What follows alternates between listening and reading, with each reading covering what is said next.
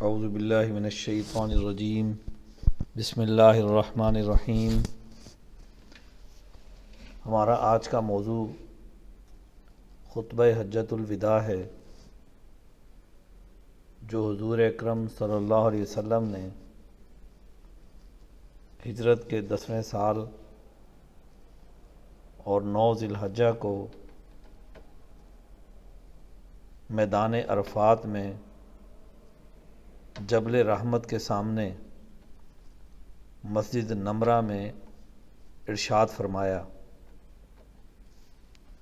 یہ خطبہ اس حوالے سے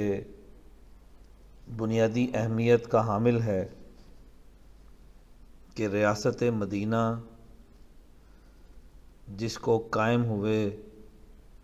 تقریباً 10 سال بیت چکے ہیں، یہ ریاست آنے والی تمام ریاستوں کے لیے ماڈل نمونے کا درجہ رکھتی ہے۔ دینی فکر کی اساس پر کوئی بھی اپنی معاشرتی تشکیل دینا چاہتا ہے تو اس کے سامنے ریاست مدینہ بطور نمونے کے ہمیشہ موجود رہے گی، اور خطبہ حجۃ الوداع بنیادی طور پر صرف ایک خطبہ ہی نہیں بلکہ قانون کا منبع و مرکز، دین اسلام کی وہ بنیادی ہستی جس نے دین ہم تک نہ صرف پہنچایا بلکہ اس پر اس کا عملی نظام بھی قائم کر کے دکھایا، جو تمام انبیاء کے سردار ہیں اور تعلیمات ان پر آ کر مکمل ہوتی ہیں۔ تو اس لیے حضور اکرم صلی اللہ علیہ وسلم کا یہ خطبہ بہت ہی اہمیت رکھتا ہے کہ اس میں ہر دور کی ریاست کے لیے بنیادی اور رہنما اصول دے دیے گئے۔ اسی لیے ہم اس کا مطالعہ اس انداز سے کریں گے کہ حضور اکرم صلی اللہ علیہ وسلم نے اس خطبے میں کیا ارشاد فرمایا، کیا رہنمائی دی، کیا ہدایات دیں، اور ایک ریاست کے لیے اس پر عمل کا کیا نمونہ موجود ہے، کیسی قانون سازی اس نے کرنی ہے کہ ریاست اپنی معاشرت کو ان اصولوں پر ڈھالے۔ حضور اکرم صلی اللہ علیہ وسلم نے سب سے پہلے انسانی عظمت پر بات کی، اور آج انسان جن چند چیزوں کو مقدس سمجھتا ہے تو انسانی جان کی عزت اس کے برابر قرار دی۔ آپ صلی اللہ علیہ وسلم نے فرمایا، لوگو، تمہارے خون، تمہارے مال اور تمہاری عزتیں ایک دوسرے پر اسی طرح حرام ہے جیسا کہ تم آج کے دن کی، اس شہر کی، اس مہینے کی حرمت کرتے ہو۔ لوگوں، تمہیں عنقریب اللہ کے سامنے حاضر ہونا ہے اور وہ تم سے تمہارے اعمال کی بابت سوال فرمائے گا۔ آپ صلی اللہ علیہ وسلم نے فرمایا، خبردار، میرے بعد گمراہ نہ بن جانا کہ ایک دوسرے کی گردنیں کاٹنے لگو۔ یعنی ایسا نہ ہو کہ تم جس مذہب کی بنیاد پر یہاں اکٹھے ہوئے ہو، یا انسان کسی مذہب، کسی نظریے کی بنیاد پر ایک معاشرت کو تشکیل دیتا ہے تو پھر اس میں اپنی مرضی کی چیزیں ڈال کر، اپنی سوچ ڈال کر اس کے اندر تنگی پیدا کرتا ہے، اس نظریے، اس سوچ کی وسعت کو تنگ کر دیتا ہے، اور پھر اسی تنگی کا نتیجہ ہوتا ہے کہ معاشرہ تقسیم ہو جاتا ہے اور انسان ایک دوسرے کی جان پہ کے در پہ ہو جاتے ہیں۔ تو اس لیے واضح کر دیا کہ جس طرح تم یہ حج کی عبادت، اس کے دن اور جہاں پر یہ حج ہوتا ہے اس شہر کو مقدس مانتے ہو، اور جس طرح اس مہینے کو مقدس مانتے ہو، تو ایسے ہی انسانی جان، مال اور عزت کو مقدس مانو، اس کی حرمت کو بھی اسی طرح تسلیم کرو۔ تو اس طرح اگر ہم غور کریں تو قرآنی اصولوں پر، دینی اصولوں پر، قرآنی فکر پر، حضور اکرم صلی اللہ علیہ وسلم کی سنت پر بننے والی ریاست، معاشرت، اس کی بنیادی ذمہ داری یہ ہے کہ وہ معاشرے میں لوگوں کے جان، مال، عزت کی حفاظت پر اپنا نظام قائم کرے، اپنی معاشرت قائم کرے، اور اس عمل کو یقینی بنانے کے لیے ایسے ادارے بنائے جو ادارے انسانی جان، مال اور عزت کی حفاظت کے عمل کو یقینی بنائے۔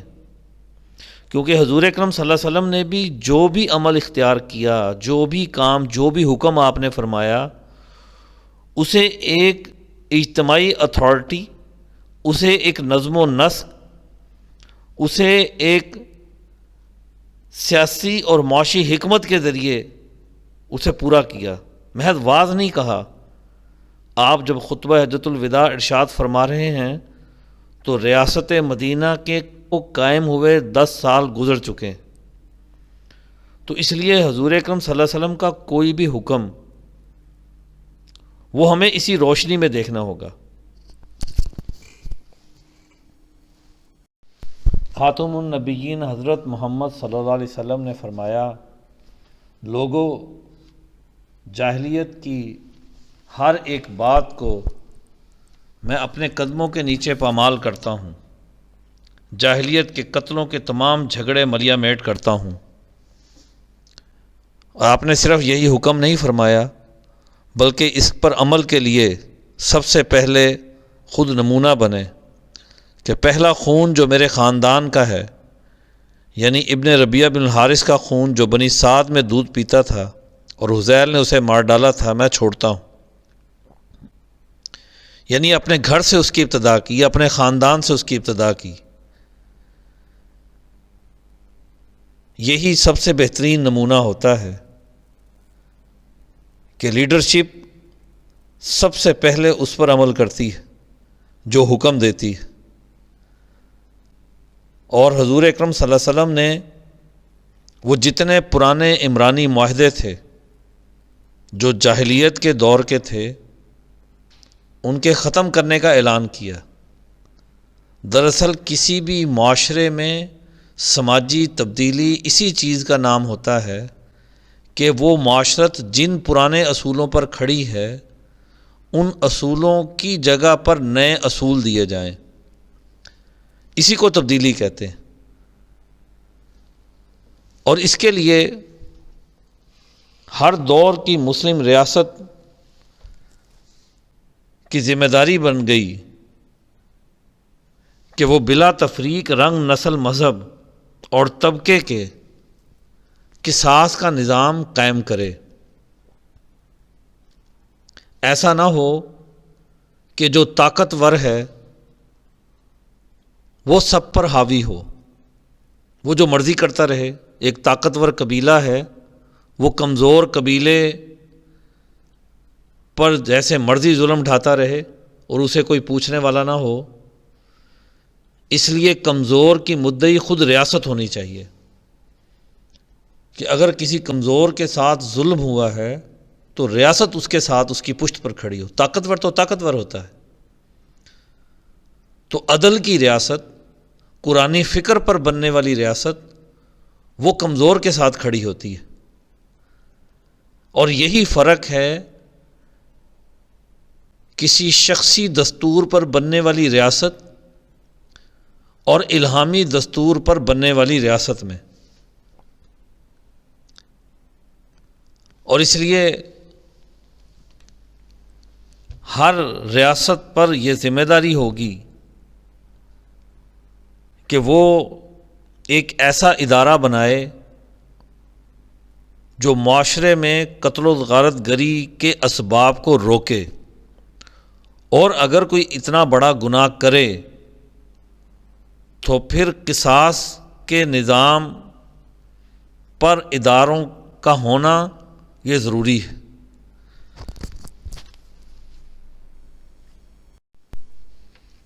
جس طرح معاشرتی امن کے لیے حضور اکرم صلی اللہ علیہ وسلم نے قصاص کے نظام کو واضح کیا، ایسے ہی معاشی بہتری کے لیے معاشرے کے لوگوں کے درمیان جو معاشی رشتے ہیں ان کو عمدگی پر استوار کرنے کے لیے بھی حضور اکرم صلی اللہ علیہ وسلم نے قانون دیا. آپ نے فرمایا کہ جاہلیت کے زمانے کا سود ملیہ میٹ کر دیا گیا.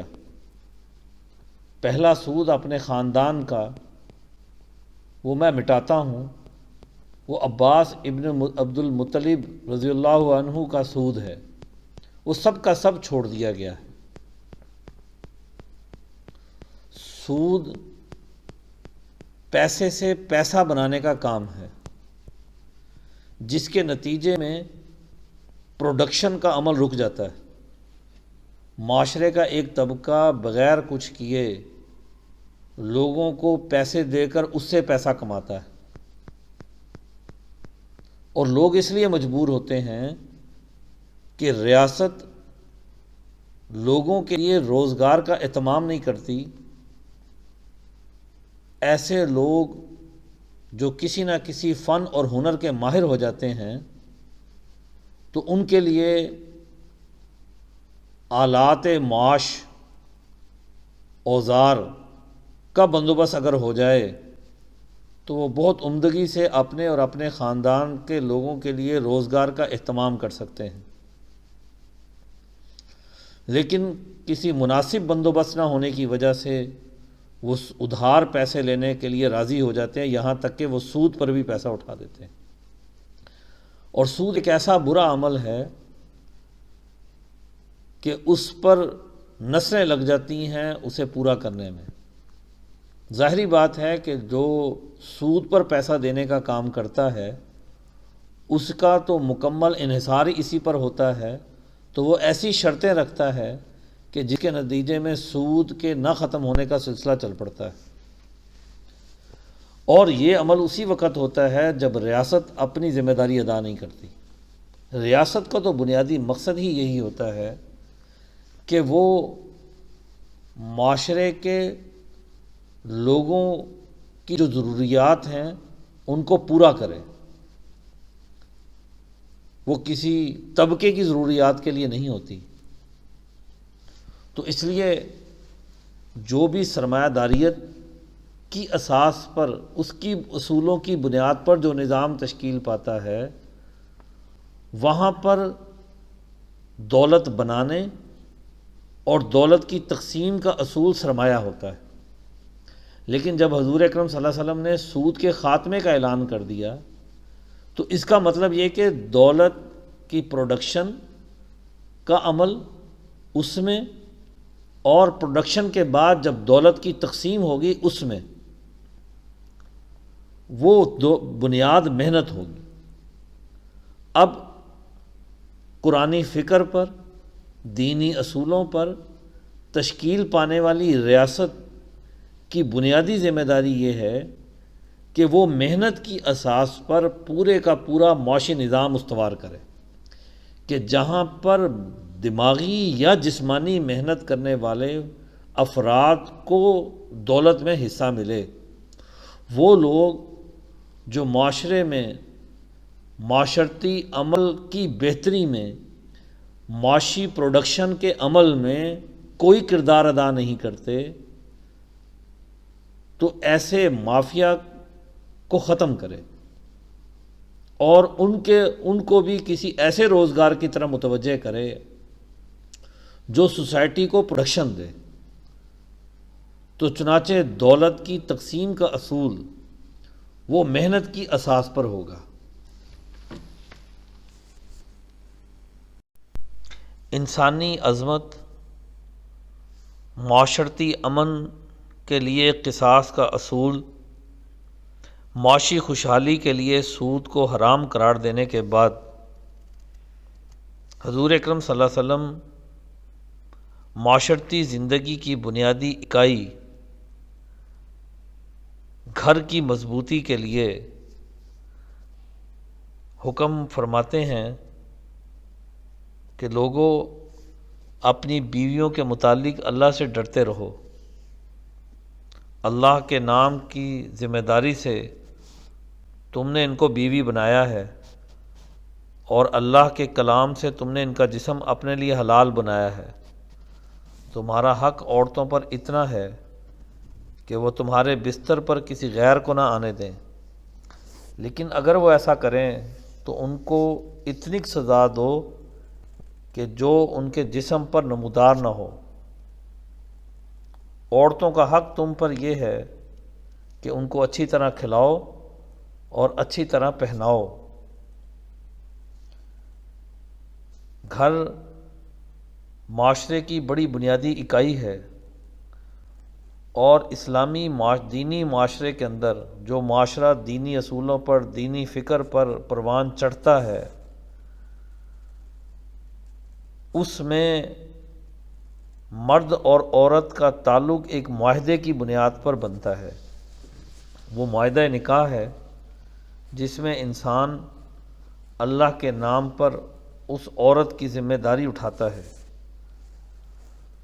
اور قرآن حکیم اس گھریلو نظام میں مردوں کو حاکمیت دیتا ہے، اور اللہ کے ہاں یہ جو حاکمیت کا اصول ہے وہ عدل پر ہے، ظلم پر نہیں ہے۔ کسی کو اجازت نہیں، کسی حاکم کو اجازت نہیں کہ وہ ظلم کرے۔ تو اس لیے سب سے پہلی بات یہ کہی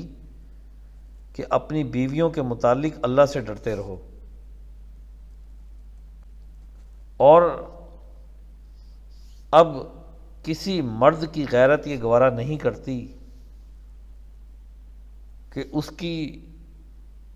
عورت کا تعلق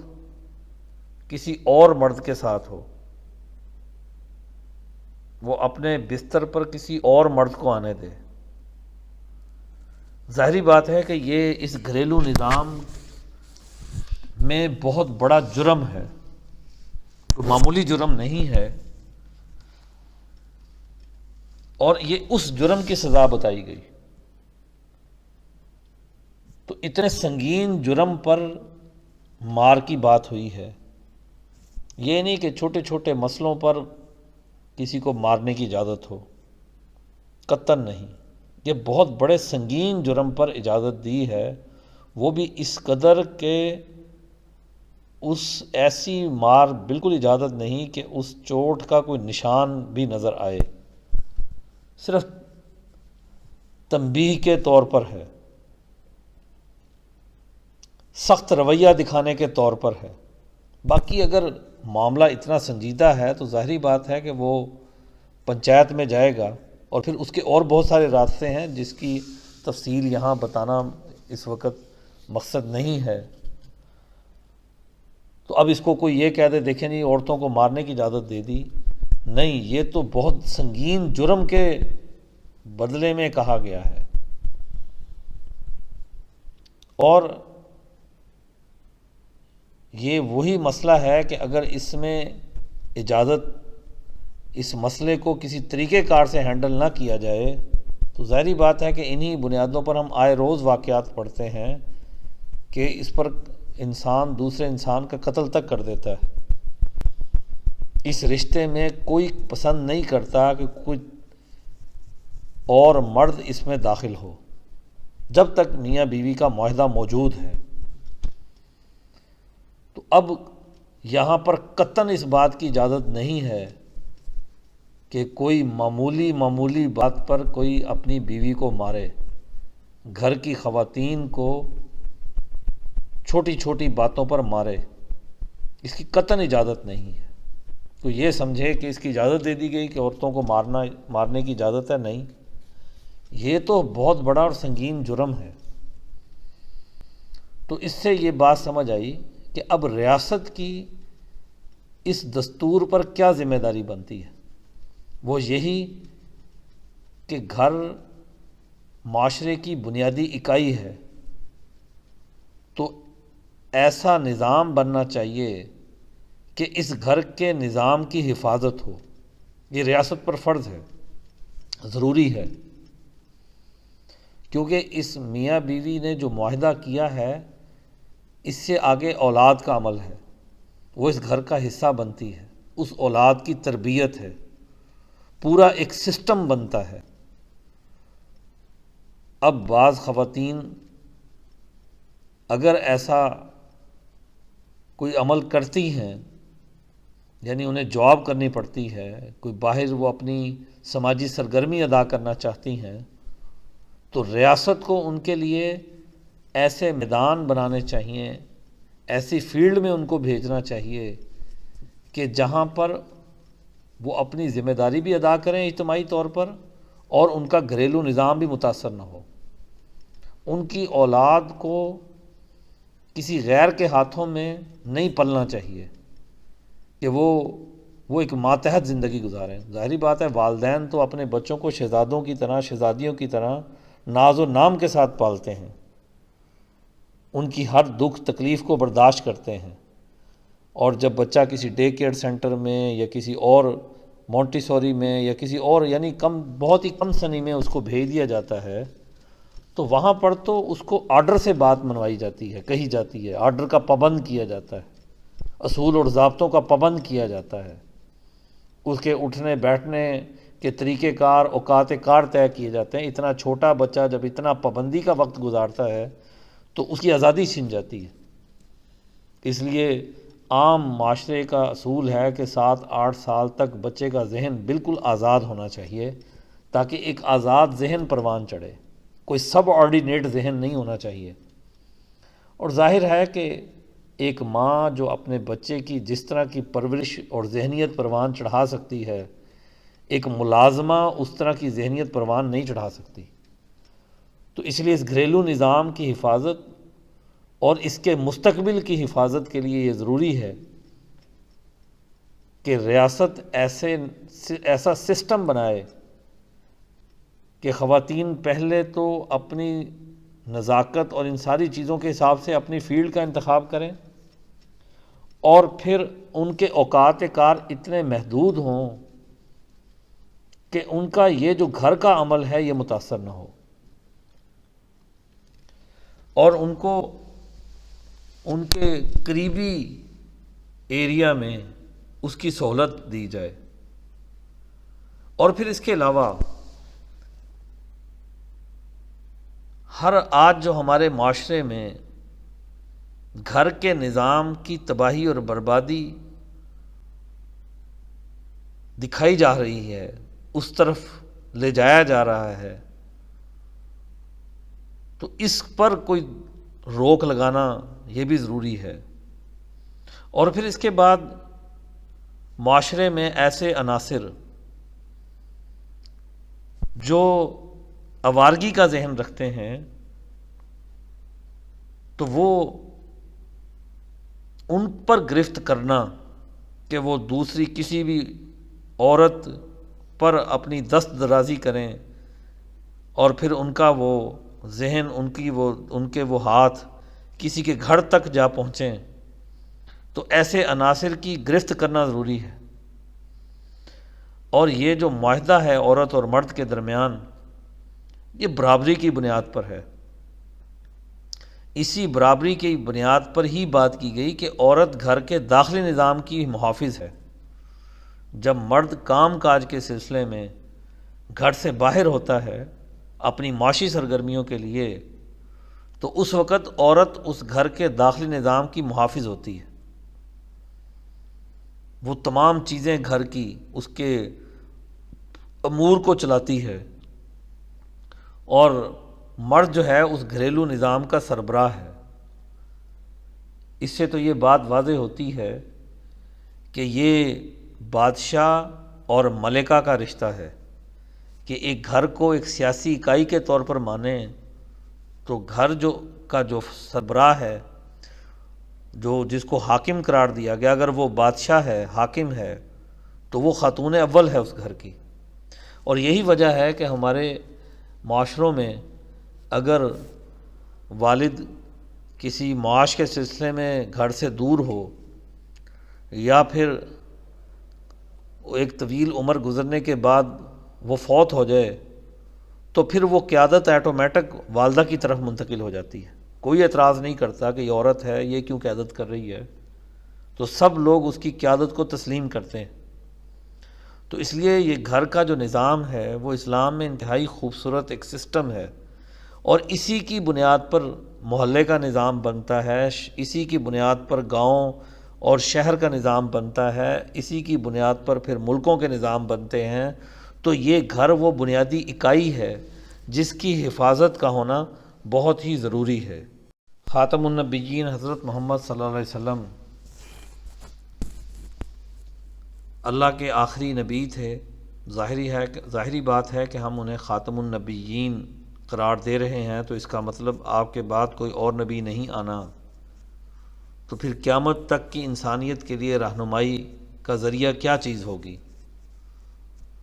تو فرمایا، لوگو تم میں وہ چیز چھوڑ چلا ہوں کہ اگر اسے مضبوط پکڑ لو تو کبھی گمراہ نہ ہوگے۔ وہ قرآن اللہ کی کتاب ہے، یعنی قیامت تک آنے والوں انسانوں کی رہنمائی کا ذریعہ قرآن حکیم ہے، اور قرآن حکیم دینی فکر پر بننے والے معاشرے کا دستور ہے۔ دستور وہ چیز ہوتی ہے جس سے قانون کو لیا جاتا ہے، وہ اساسی چیز ہوتی ہے۔ قانون تو زمانے کے تقاضوں کے تحت بدلتے رہتے ہیں، اس لیے قرآن حکیم نے قوانین پر رہنمائی کی ہے۔ مستقل قوانین صرف وہ دیے جو انسانیت کے ہاں مسلمہ قرار پا چکے تھے۔ مثال کے طور پہ چوری کرنا یہ تمام انسانوں کے ہاں ایک برا عمل ہے۔ مرد اور عورت کا غلط رشتہ قائم ہو جانا یہ تمام انسانیت کے ہاں مسلمہ ہے کہ مرد اور عورت بغیر کسی معاہدے کے اکٹھے نہیں رہ سکتے، اور اسی طرح کی سزائیں اور ان کا باقاعدہ ایک سسٹم دے دیا کہ یہ جرم ہوں گے جو انسانیت کے ہاں مسلمہ ہے۔ باقی معاملات میں قرآن حکیم رہنمائی دیتا ہے، اور پھر ہر دور کی ریاست کے لیے ضروری ہے کہ وہ اس پر اپنے قوانین کو تشکیل دے، اور اس کے ہر قانون کا دائرہ کار یہی وحی الہی ہونا چاہیے۔ یہ دستور، انسانیت کا دستور کبھی نہیں بدلتا۔ سب سے بنیادی اور اہم چیز وہ انسانی رشتوں کی حفاظت ہے، اور وہ رشتے گھر سے لے کر بین الاقوامی سطح تک، یعنی پوری دنیا میں پھیلے انسانوں کے درمیان ہیں۔ ان رشتوں کے درمیان کسی قسم کا ظلم نہیں ہونا چاہیے۔ جو ظلم کرنے والا ہوگا قرآن کی اس سے جنگ ہے۔ قرآنی فکر اس کے خلاف مزاحمت کرتی ہے، چاہے وہ کسی دور میں فرعون کی شکل میں رہا ہو، قارون کی شکل میں رہا ہو، حامان کی شکل میں رہا ہو، ابو لہب کی شکل میں رہا ہو، کیسر اور کسریٰ کی شکل میں رہا ہو، یا آج کے زمانے کی جو بھی سامراجی شکلیں ہیں۔ قرآن اس کے خلاف ایک مزاحمتی فکر دیتا ہے اور اپنی معاشرت قائم کرنا چاہتا ہے جس کے سیاسی، معاشی اور سماجی اصول عدل کی بنیاد پر ہوں۔ یہ اس کا بنیادی ہدف ہے۔ اور حضور اکرم صلی اللہ علیہ وسلم جن کو ہم خاتم النبیین مانتے ہیں، تو اب امت کے لیے یہ حق ہے امت پر کہ وہ آپ صلی اللہ علیہ وسلم کے دیے ہوئے احکامات پر ہی عمل درآمد کریں، اور وہ قرآن کی شکل میں ہمارے پاس محفوظ ہیں، آپ کی سنت کی شکل میں ہمارے پاس محفوظ ہیں۔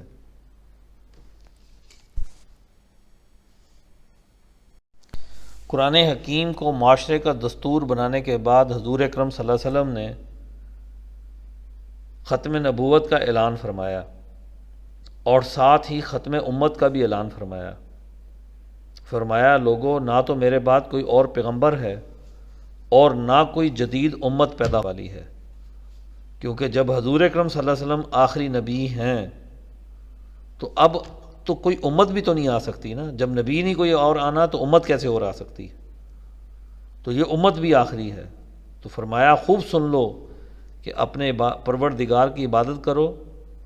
5 وقت کی نماز ادا کرو، سال میں 1 مہینے کے رمضان کے روزے رکھو، اپنے مالوں کی زکوٰۃ خوش دلی کے ساتھ دیا کرو، خانہ خدا کا حج بجا لاؤ، اور اپنے اولیاء امور حکام کی اطاعت کرو، جس کی یہ جزا ہے کہ تم پروردگار فردوس بری میں داخل ہوگے۔ یعنی اگر ان تمام امور پر ہم عمل کریں تو پھر ہم حضور اکرم صلی اللہ علیہ وسلم کو اپنے درمیان پائیں گے۔ اور جب آپ نے یہ کہہ دیا کہ نبوت مکمل ہو چکی اور کوئی جدید امت نہیں آنے والی، تو پھر اب سوچئے کہ امت کی کیا ذمہ داری ہے۔ امت کی یہ ذمہ داری ہے کہ وہ حضور اکرم صلی اللہ علیہ وسلم کے اس عمل کو آگے بڑھائے، اس کو اپنی ذمہ داری سمجھے، اور پھر جو بھی اسلام داخل ہو گیا، جیسے ہم کہتے ہیں اسلام کی بنیاد 5 چیزوں پر ہے، اس میں سب سے پہلے کلمہ پڑھنا ہے جس سے انسان اس اسلام میں داخل ہوتا ہے، پھر نماز، روزہ، زکوٰۃ، حج، یہ اس کی تربیت کا نظام ہے۔ جیسے دنیا کا ہر سم اپنے لوگوں کی تربیت کا ایک اہتمام کرتا ہے، ہر ادارہ اپنے لوگوں کی تربیت کا کوئی اہتمام کرتا ہے، کوئی ریفریشر کورس کرواتا ہے، تو اللہ تعالیٰ نے بھی دینی فکر پر بننے والی معاشرت کے لیے مستقل تربیت کا نظام دے دیا، جو یہ عبادات کی صورت میں ہے۔ اور ہر ریاست پر یہ فرض ہے کہ وہ اس کا اہتمام کرے۔ جس طرح عبادات فرض ہیں، ایسے ہی ان عبادات کے حکم کے بعد آپ نے فرما دیا کہ آپ لوگوں کا ایک سیاسی نظام بھی انہی اصولوں پر ہونا چاہیے، جس طرح یہ عبادت میرے حکم پر کر رہے ہو، اللہ کے حکم پر کر رہے ہو، حضور اکرم صلی اللہ علیہ وسلم کے بتلائے ہوئے طریقہ کار پر کر رہے ہو، ایسے ہی ریاست کا نظام دین اسلام کے اصولوں پر بنانا بھی فرض ہے۔ تو انہی حکام کی ہی اطاعت بجا لائی جائے گی نا، اور پھر ایسی ریاست، اس کے حکام اور اس کی رعیت، یہ لوگ جنت کے صحیح حقدار ہیں۔ یہ آج کے دور میں ایک عجیب بات آ گئی کہ دین اور دنیا کو الگ کر دیا گیا، سیاست اور دین کو الگ کر دیا گیا۔ تو یہاں سے یہ بات بڑی واضح، حضور اکرم صلی اللہ علیہ وسلم سے حکم سے یہ بات بڑی واضح ہو رہی ہے کہ جس طرح عبادات فرض ہیں، ایسے ہی ریاست کے سیاسی معاملات کو دینی اصولوں پر چلانا بھی فرض ہے۔ خاتم النبیین حضرت محمد صلی اللہ علیہ وسلم نے یہ تمام احکامات دینے کے بعد لوگوں سے گواہی طلب کی کہ لوگوں، قیامت کے دن تم سے میری بابت بھی دریافت کیا جائے گا، مجھے ذرا بتلا دو کہ تم کیا جواب دو گے۔ تو وہاں پر موجود سب لوگوں نے کہا کہ ہم سب اس بات کی شہادت دیتے ہیں، گواہی دیتے ہیں کہ آپ نے اللہ کے احکام ہم تک پہنچا دیے، آپ نے رسالت و نبوت کا حق ادا کر دیا، آپ صلی اللہ علیہ وسلم نے ہم کو کھوٹے کھرے کی بابت اچھی طرح بتلا دیا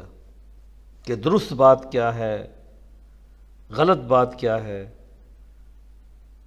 نیکی کیا ہے، بدی کیا ہے، سچ کیا ہے، جھوٹ کیا ہے، حق کیا ہے، باطل کیا ہے۔ اس وقت نبی اکرم صلی اللہ علیہ وسلم نے اپنی شہادت کی انگلی کو اٹھایا اور آسمان کی طرف کر کے فرمایا، آپ انگلی کو اٹھاتے تھے، پھر لوگوں کی طرف جب جھکاتے تھے فرماتے تھے، اے اللہ سن لے یہ تیرے بندے کیا کہہ رہے ہیں، اے اللہ گواہ رہنا، اے اللہ گواہ رہنا۔ یعنی حضور اکرم صلی اللہ علیہ وسلم کو جو ذمہ داری سونپی گئی آپ نے اسے پورا کیا۔ آپ کو یہ ذمہ داری دی گئی کہ هو الذی ارسل رسولہ بالہدی ودین الحق لیظہرہ علی الدین کلہ، کہ دنیا کے جتنے ادیان ہیں ان تمام دینوں پر دین اسلام کا غلبہ ہو، سیاسی غلبہ بھی، معاشی غلبہ بھی، سماجی غلبہ بھی، تمام چیزوں کے اعتبار سے یہ غلبہ ہو، اور اس کام کو حضور اکرم صلی اللہ علیہ وسلم نے مکمل کیا، اور کسی بھی ذات کا وہ کام سب سے اونچا کہلائے گا کہ جس نے نہ صرف وہ کام کیا بلکہ اس کام پر ایک ٹیم، ایک جماعت تیار کر دی جو اس عمل کو آگے بڑھائے۔ حضور اکرم صلی اللہ علیہ وسلم نے دین کو مکمل کیا، اور آپ کے بعد خلفائے راشدین نے اس عمل کو آگے بڑھایا، وہ عمل رکا نہیں۔ اسی 10 ہجری میں آپ صلی اللہ علیہ وسلم دنیا سے تشریف لے گئے، دنیا سے پردہ کر گئے، تو آپ کا وہ سلسلہ رکا نہیں، وہ مسلسل جاری ہے۔ تو اس لیے سب سے بنیادی چیز یہ ہے کہ اس عمل کو آگے بڑھنا چاہیے، اور جو نمونہ آپ نے ہمارے لیے قائم کیا، اس لوگوں سے گواہی لینے کے بعد خاتم النبیین حضرت محمد صلی اللہ علیہ وسلم نے انہیں ان کی ذمہ داری بتائی کہ دیکھو جو لوگ موجود ہیں وہ ان لوگوں کو جو موجود نہیں ہیں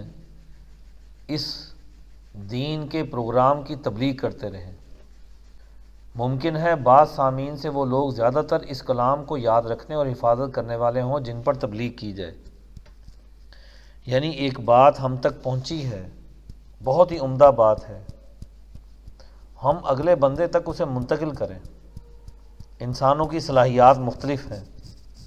ہو سکتا ہے کہ جس تک ہم نے پہنچائی وہ ہم سے کہیں زیادہ باصلاحیت ہو اور اس کو لے کر زیادہ بہتر طریقے سے معاشرے میں اس پر عمل کرے، اس پر کہیں زیادہ بہتر عمدہ معاشرت قائم کرے۔ تو یہ ہر فرد پر ذمہ داری ہے کہ وہ دین کے اس اونچے پروگرام کو آگے منتقل کرے۔ یوں یہ دین کا ایک مستقل سلسلہ قیامت تک کے لیے قائم کر دیا گیا۔ یعنی اب دینی فکر پر بننے والی ریاست کی یہ ذمہ داری ہے کہ وہ دعوت و ارشاد کا ایک مستقل ادارہ بنائے۔ یہ کوئی محض پرائیویٹ کام نہیں ہے، شرط یہ ہے کہ وہ صرف مسلمانوں کی ریاست ہی نہ ہو بلکہ دینی اصولوں پر قائم ریاست ہو، اس کا ایک دعوت و ارشاد کا ایک مستقل ادارہ ہونا چاہیے۔ تبھی جب وہ دینی اصولوں پر قائم پرامن اور خوشحال ریاست ہوگی تو وہ اپنی ایک پر اثر دعوت دنیا کو دے سکے گی کہ یہ ہماری ریاست کا ماڈل ہے جس پر ہم آپ کو دعوت دیتے ہیں۔ یعنی دین اسلام پر بہترین معاشرت کی تشکیل کے بعد اسے دنیا کی دیگر اقوام کو متعارف کروایا جا سکتا ہے۔ جیسے حضور اکرم صلی اللہ علیہ وسلم نے ایک بہترین ریاست عرب کے اس معاشرے میں قائم کرنے کے بعد آپ کی جماعت صحابہ نے اسے باقی دنیا کے سامنے پیش کیا، اور یوں دین کیسر و کسریٰ کی سلطنتوں کی حدود تک پہنچا اور ان کے نظاموں کو ختم کر کے ایک بین الاقوامی نظام قائم کر دیا۔ یعنی پہلے مرحلے میں مکہ کی قریشی حکومت جو ابو جہل اور ابو لہب کی قیادت میں کھڑی تھی، اور مدینہ میں یہودیوں کو جو نظام تھا وہ ختم ہوا، اور پھر اگلے درجے میں کیسر و کسریٰ کا جو عالمی نظام تھا وہ ختم ہوا، اور یوں ایک نمونے کی ریاست، عدل کی ریاست قائم کرنے کے بعد حضور اکرم صلی اللہ علیہ وسلم نے اس کو باقی دنیا کی طرف کے لیے